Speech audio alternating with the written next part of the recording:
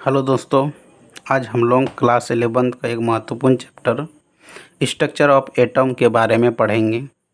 तो सबसे पहले हम लोग इसको जानेंगे कि परमाणु की खोज कैसे हुई, कहाँ से हुई, किसने की। परमाणु की खोज सबसे पहले भारत के एक महान ऋषि मुनि कणाद मुनि ने बताए थे। इसके बाद आपका जाके जॉन डाल्टन ने परमाणु के बारे में कुछ जानकारी दी। तो जॉन डाल्टन ने परमाणु को उसने एटम कहा। एटम्स उसके अनुसार ए का मतलब होता है नॉट और टम्स का मतलब होता है डिवीजन। जिसको हम लोग तोड़ नहीं सकते हैं उसे हम लोग परमाणु कहते हैं। ये जॉन डाल्टन ने कहा थे। लेकिन जब उसी के जो चेला है उसने परमाणु को लगभग 200 भागों में तोड़ दिया। ठीक है, यहाँ तक 200 भागों में तोड़ दिया, जिसमें से आपका जाके electron, proton, neutron, meson, positron ये सब थे। लेकिन परमाणु के जो मौलिक कण, मूलभूत जो कण है वो आपका जाके इलेक्ट्रॉन, प्रोटॉन और न्यूट्रॉन है। हम लोग थोड़ा नोट में देखते हैं क्या क्या है परमाणु के बारे में। ये नोट जो है आप लोगों को वीडियो का लास्ट में मिल जाएगी। ध्यान से थोड़ा सा इस चीज़ को देखते हैं। परमाणु तत्व का वह सबसे छोटे से छोटे कण है जो किसी रासायनिक अभिक्रिया में भाग ले सकते हैं परंतु स्वतंत्र अवस्था में नहीं रह सकते। परमाणु मुख्यतः 3 कणों से मिलकर बनी होती है जिन्हें क्रमशः इलेक्ट्रॉन, प्रोटॉन और न्यूट्रॉन कहा जाता है। ये तीनों कण परमाणु का मौलिक कण कहा जाता है। इसके अतिरिक्त परमाणु के अन्य छोटे छोटे कण भी होते हैं, जैसे है पॉजिट्रॉन है, न्यूट्रॉन है, मेसॉन इत्यादि में।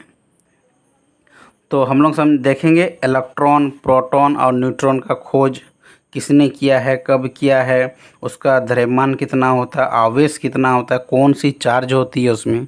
ठीक है, तो इलेक्ट्रॉन की खोज तो सन 1897 ईस्वी में जे थॉमसन नामक वैज्ञानिक ने इलेक्ट्रॉन की खोज कैथोड किरण से किया था।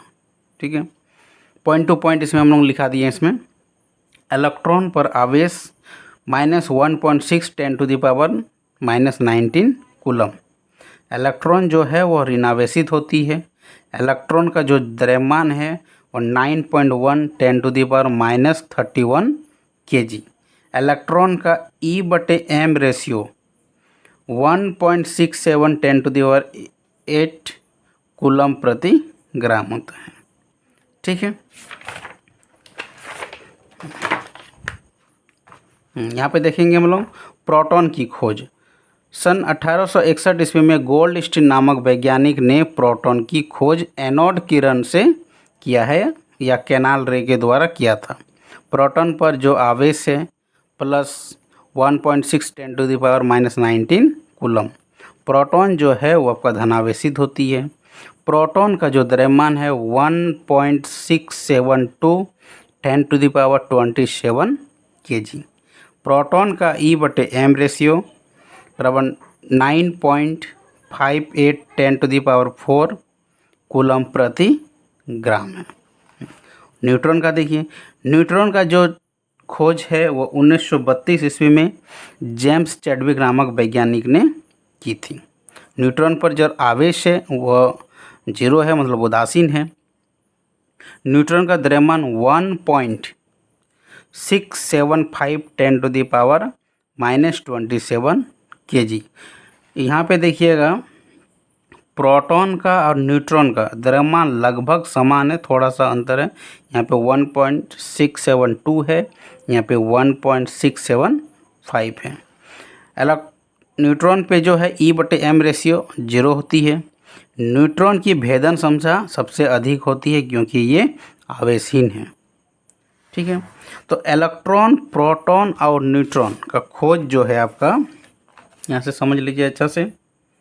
इलेक्ट्रॉन का जो खोज है ये आपका जे थॉमसन है। प्रोटॉन का जो खोज है गोल्डस्टीन है और न्यूट्रॉन का जो खोज है वो आपका जेम्स चैडविक है। स्टूडेंट क्या करते हैं कि इलेक्ट्रॉन का खोज को प्रोटॉन वाले के साथ जोड़ देते हैं, प्रोटॉन वाला को न्यूट्रॉन के साथ जोड़ देते हैं। इसको याद रखने के लिए एक ट्रिक है, यहाँ पे ट्रिक को देखिएगा, इट पग नाच। तो हर्षई से इलेक्ट्रॉन, टॉ से जे थॉमसन, पॉ से प्रोटॉन हो गया, गो से गोल्डस्टीन हो गया, नौ से आपका न्यूट्रॉन हो गया, चौ से आपका चैडविक हो गया। तो इस ट्रिक को याद रखिएगा, आप कभी नहीं भूलिएगा। हर्षई से इलेक्ट्रॉन, टॉ से थॉमसन, पॉ से प्रोटॉन, गो से गोल्डस्टीन, नौ से न्यूट्रॉन, चौ से चैडविक। ठीक है।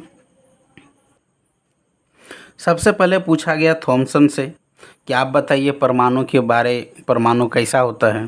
तो उस समय जो है थॉमसन, जे थॉमसन जो है तरबूज खा रहे थे।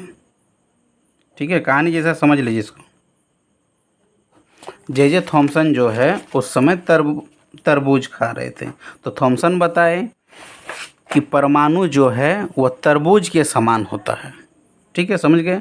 परमाणु जो है एक तरबूज के समान होता है। आप लोग तरबूज देखे हैं, खाए हैं।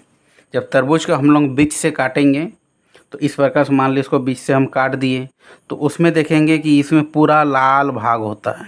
तरबूज का ये पूरा लाल भाग होता है और उसमें जो बीज है ये उसका बीज है। बीज वह इस प्रकार से वह धंसा हुआ है। ठीक है। थॉमसन बताते हैं कि परमाणु का ये जो लाल भाग है पूरा, ठीक है, परमाणु का ये जो लाल भाग है ये पॉजिटिव चार्ज है। ठीक है, जिसको उसने प्रोटॉन बताए। ठीक है, और बीज के जैसा बीज जो इससे धंसा हुआ है इसको उसने इलेक्ट्रॉन बताए। ठीक है, तो थॉमसन मॉडल थोड़ा सा हम लोग देख लेते हैं। यहाँ पे सन 1898 ईस्वी में थॉमसन नामक वैज्ञानिक ने परमाणु के प्रतिरूप की खोज की है। उसके अनुसार परमाणु जो एक दृढ़ गोला होता है जो 10⁻⁻10 मीटर के क्षेत्र में फैला हुआ होता है। इस परमाणु के संपूर्ण भाग में प्रोटॉन फैले होते हैं। ये संपूर्ण भाग में प्रोटॉन फैले होते हैं तथा इलेक्ट्रॉन उन्हीं प्रोटॉन के बीच ठीक उसी प्रकार धंसे हैं जिस प्रकार एक तरबूज में दाना धंसा हुआ है, मतलब उसका बीज धंसा हुआ है। तो ये हो गया थॉमसन का परमाणु मॉडल। ठीक है, लेकिन इसके बाद जैसे ही रदरफोर्ड आए परमाणु के बारे में बताने के लिए, तो सबसे पहले इसका गलती निकाला गया है। तो इसका गलती क्या है, मतलब इसका दोष क्या है। तो दोष यही है, ये परमाणु के बारे में नहीं बता पाए, परमाणु में इलेक्ट्रॉन प्रोटॉन ये कहाँ पर है, कैसे रहता है। ये नाभिक के बारे में ये नहीं उल्लेख कर पाए कि कहाँ नाभिक रहेगा, कहाँ इलेक्ट्रॉन किस प्रकार से सजा हुआ रहेगा, जिस कारण जो है थॉमसन का परमाणु मॉडल फेल कर गया। आगे हम लोग रदरफोर्ड का परमाणु मॉडल देखेंगे। रदरफोर्ड ने परमाणु के बारे में क्या बताए। तो रदरफोर्ड ने जो है एक सोना का एक पतला परत लिए। ठीक है, समझिएगा, रदरफोर्ड ने सोना का एक पतला परत लिए। ठीक है, इसके बाद उसमें अल्फा कण, हीलियम का अल्फा कण को जो इस पे आघात कराए। ठीक है, तो आघात कराए तो उसने देखा कि अधिकांश जो किरण है वो इस प्रकार पार होके चला गया। ठीक है, अधिकांश किरण पार होके चला गया। कुछ किरण, एकदम कुछ किरण जो है यहाँ से गए, इस कोना में टकरा के कुछ कोण से डेविएट कर गए। ठीक है, विचलित कर गए। इधर से भी ये गए, कुछ किरण इधर से टकरा करके ये कुछ कोण से डेविएट कर गए। बहुत ही कम किरण जिस दिशा में गए वो यहाँ से टकराए और वह पुनः उसी दिशा में घूम के आए। ठीक है, क्या क्या किया इसने। पहले ये समझना है, एक सोना का पतला परत लिए, ठीक है, ये सोना का पतला परत लिए, अल्फा कण से इस परत पर आघात कराए तो अधिकांश किरण, मतलब आपका जाके 99% किरण ये पार होके चला गया।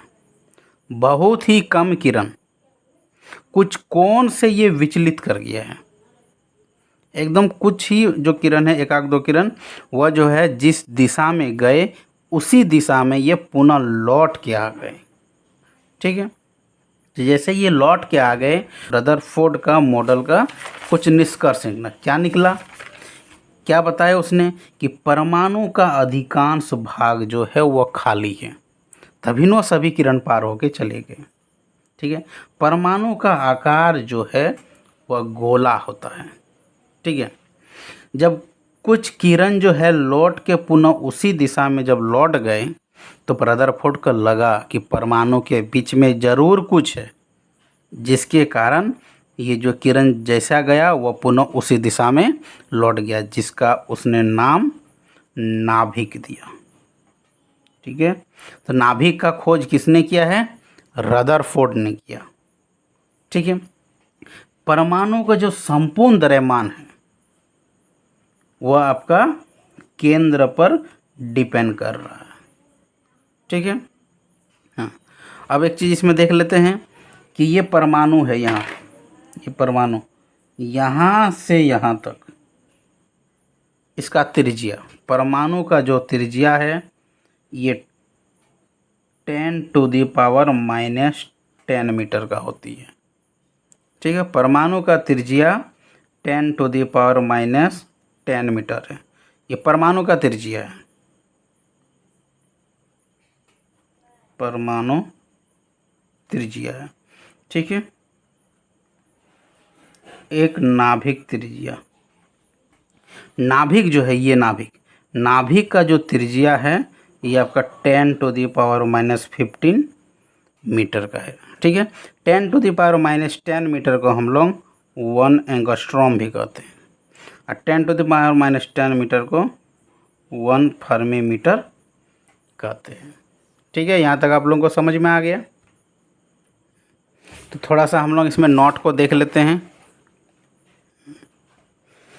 रदरफोर्ड का परमाणु मॉडल, 1911 ईस्वी में रदरफोर्ड नामक वैज्ञानिक ने अल्फा किरणों मतलब +2 आवेश एवं 4 इकाई द्रव्यमान वाले स्वर्ण के पतले परत पर आघात कराया, जिससे पाया कि अधिकांश अल्फा किरण लगभग 99% सीधे स्वर्ण परत को पार कर जाती है। वही बताया कि 99% जो है ये पार होके चला गया है।